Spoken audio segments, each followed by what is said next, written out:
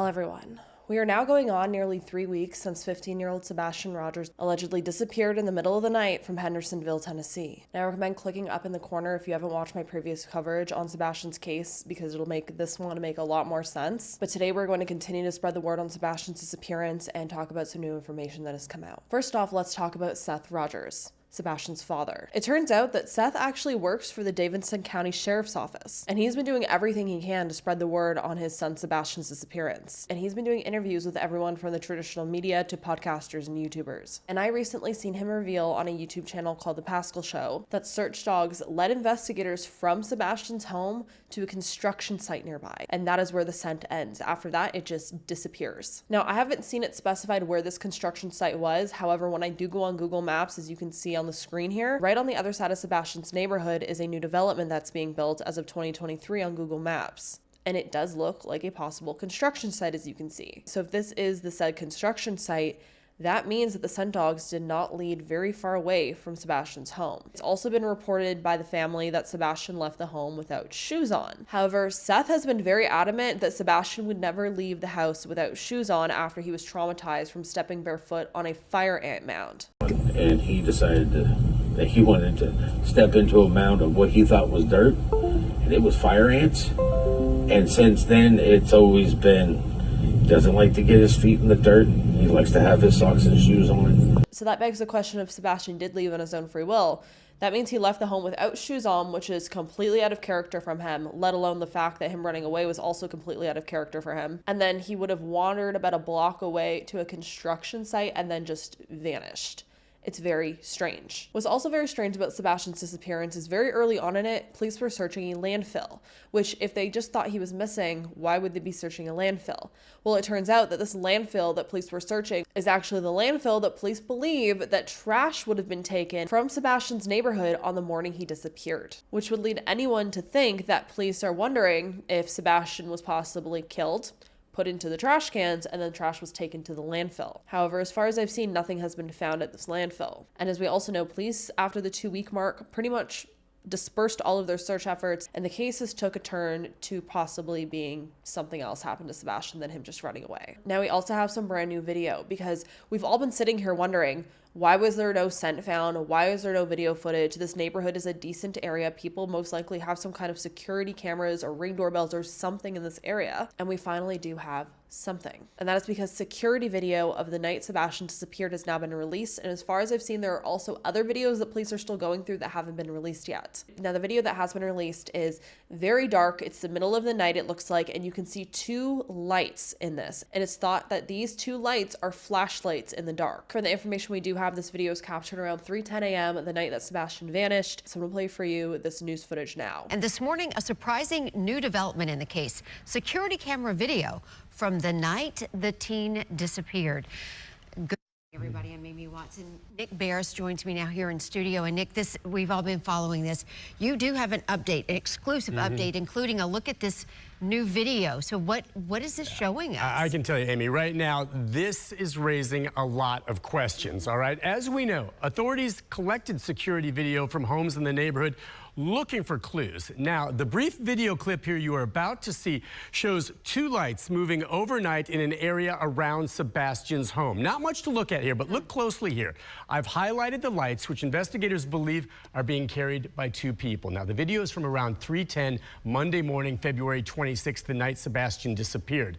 Now, as there is not much to see here in that pitch black, other than those 2 specks of light moving around near Sebastian's home. Now, the video is significant because it shows activity there the night the boy vanished. This very brief video clip appears to show 2 individuals with lights walking in what may be a common area behind the homes. One light suddenly goes out. The other one is obscured, okay, or it is obscured a bit. The other one stays put, someone just sitting there waiting. Now, I can tell you right now, there is significantly more video that I've obtained, and I'm still in the process of reviewing it all, and it does show more than you just saw there.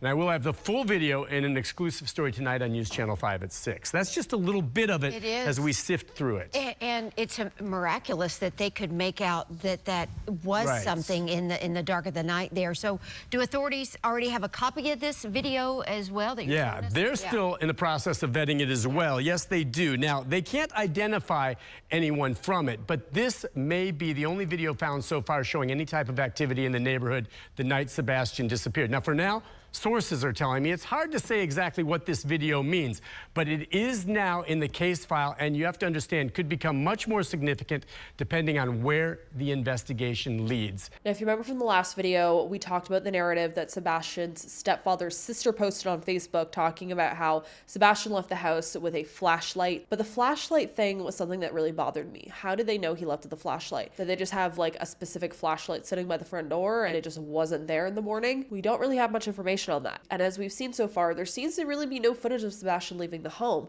All we have now is this dark video with these two lights that are speculated to be flashlights. But then that begs the question, if Sebastian ran off on his own, why are there two lights?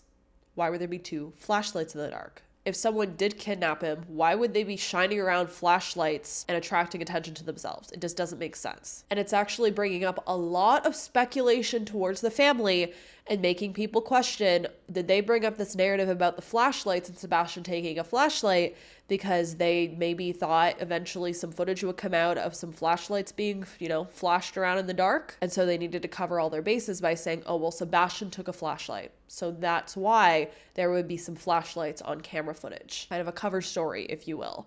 Now, I'm not saying, of course, that the mother, Katie, and the stepfather had anything to do with it. As far as we know, the stepfather was like 3 hours away in Memphis, Tennessee. But this case as a whole is just very strange, and it's just not lining up for me. Speaking of the stepfather, let's talk about Chris Pradfoot for a moment. There have been recent allegations that Chris's ex-wife has actually filed DV charges, as well as an emergency motion for temporary custody of a minor child against him out of New Mexico. But as I said, Chris was thought to be about 3 hours away in Memphis, Tennessee, the night that Sebastian disappeared. So if that is true, it's not possible that he did something to Sebastian that night. What I do find odd, though, is that Chris and Katie never attended Sebastian's vigil. I've seen a lot of people saying maybe the police have advised them, to stay in their home, to not speak out.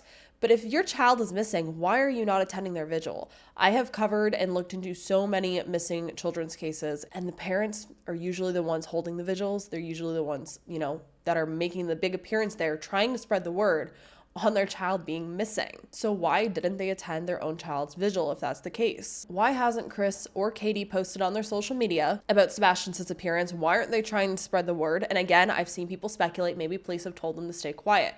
However, if my child was missing, I would tell the police, to go fuck themselves, for a lack of better words. And I would be posting on every single social media that I could find, having anyone I knew posting and speaking on social media about my child being missing, trying to spread the word, trying to share their missing persons flyer, to hope that it would spread far enough that someone out there who knows something would come forward. And that is exactly what Seth has been doing. Yet for some reason, Sebastian's own mother and his stepfather, some of the people to last see him alive, are not saying anything. They're not doing anything. And in my opinion, that is a little weird. I understand everyone reacts differently to grief, to trauma, to, something as shocking as your child going missing. However, why is his father shouting it from the rooftops, and why are they staying silent?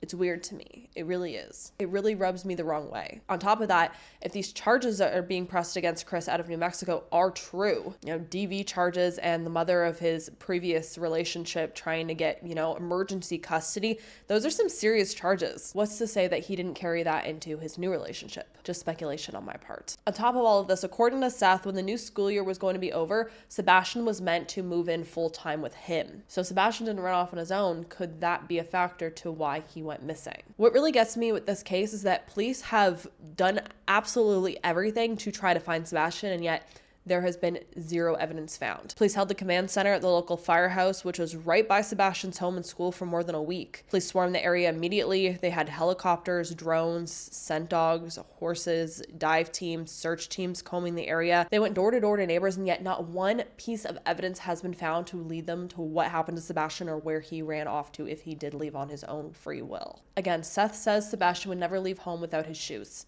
Yet, allegedly, he left the home without his shoes. Why were there two alleged flashlights shining in the dark that night? None of it makes sense. Not one bit of it. Let's continue the conversation down below. The more information that comes out, the more confused I am getting, and less sense this case is making. Again, I am not accusing anyone of anything. I especially would not want to accuse a family member when their own child is missing, but this is a weird one. This is really, really a strange one. And the fact that there is not one piece of evidence, they haven't found one thing of Sebastian's, really makes me wonder what happened here.